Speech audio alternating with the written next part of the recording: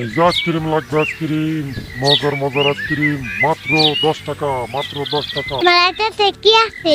এটাতে আইসক্রিম আছে, দেব একটা। মেলাটা আইসক্রিম দেন।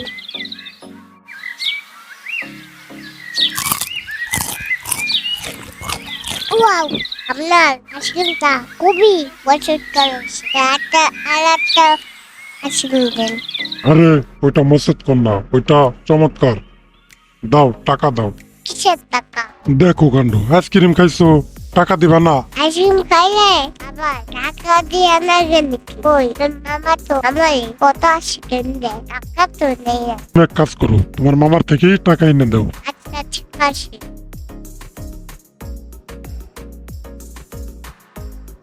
বাবা, তুমি দিনরাত কম্পিউটার নিয়ে মুসিনা থেকে বাইরে গিয়ে আইসক্রিম বেচতে পারো না?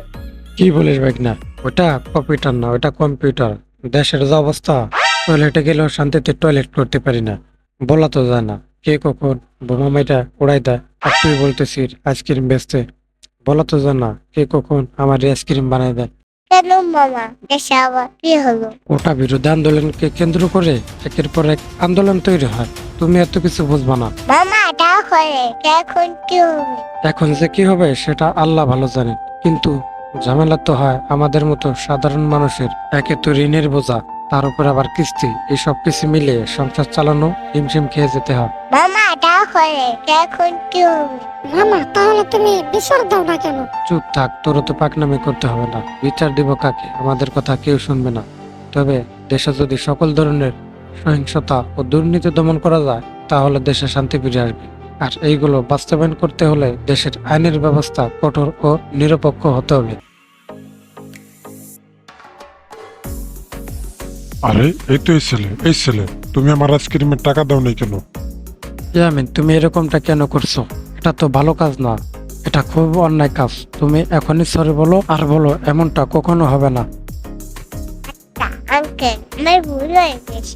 আঙ্কেল এমনটা কখনো হবে না। ঠিক আছে খোকা, তুমি তোমার ভুল বোঝার জন্য এই নাও, তোমাকে আর একটা আইসক্রিম দিলাম।